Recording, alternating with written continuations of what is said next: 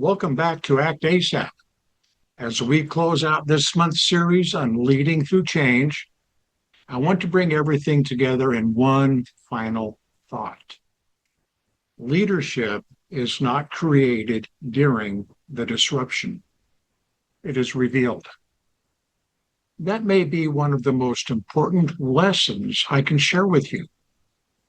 Pressure does not magically transform someone into a calm, confident leader. Oh no, it exposes what preparation built. It reveals the mindset. It reveals the habits. It reveals communication. It reveals whether readiness was real or simply assumed. And that truth applies everywhere. It applies in your home, in businesses, in schools, in nonprofits, and community organizations. When pressure arrives, the preparation will speak up. And that brings us to one of the biggest barriers to preparation, anxiety. I see it all the time. People delay action not because they don't care, not because they're lazy, not because they are irresponsible. They delay because preparedness feels just so overwhelming.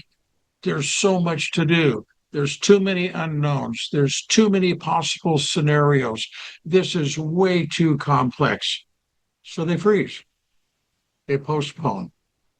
They wait for the perfect time.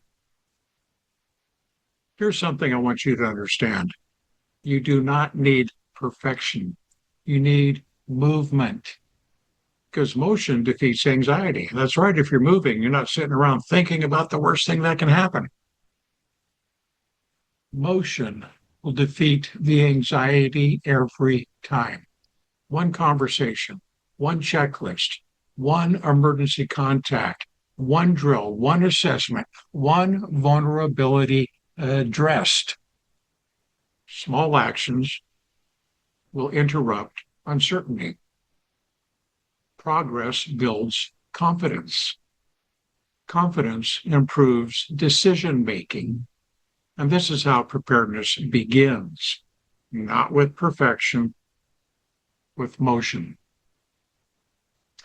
And motion matters because preparedness changes the outcome. Two families can experience the exact same storm and recover very differently. Two businesses can experience the exact same disruption and recover very differently. Two community organizations can face the exact same crisis and experience very different outcomes. Why? Readiness. Prepared people reduce uncertainty. Reduced uncertainty improves decision making. Better decisions improve recovery. And this leads to one critical truth. Recovery does not begin after the disruption. Recovery begins before it. Let that sink in.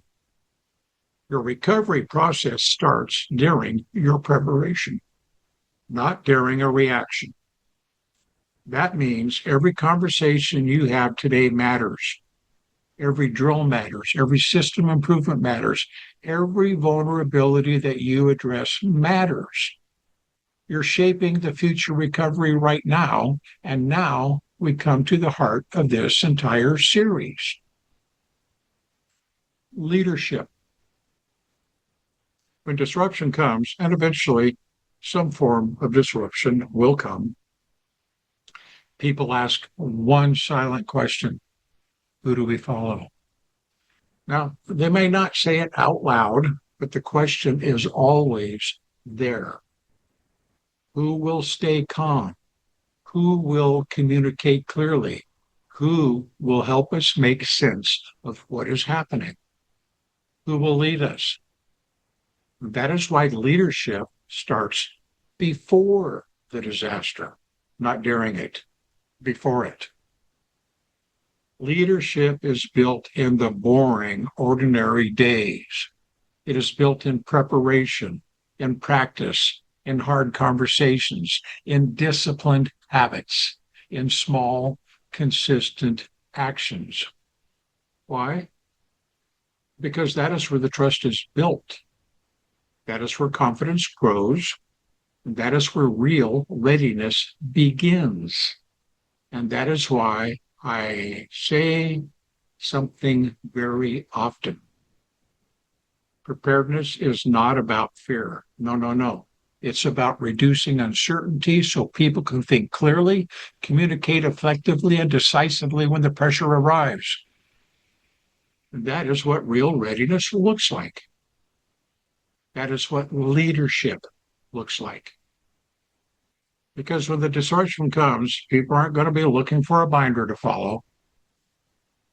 They're looking for the leader. So I'd like to thank those of you who have joined me on my other platforms for this month's journey on leading through change.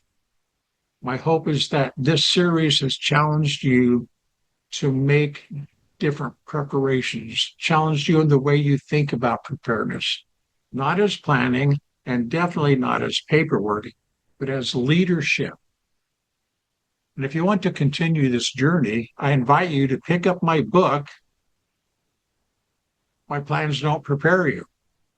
And if you lead a business or community organization and would like a clearer picture of your continuity readiness, take the Start Independently Business and Community Continuity Assessment. This is Daniel. Till next time, please stay informed and stay safe.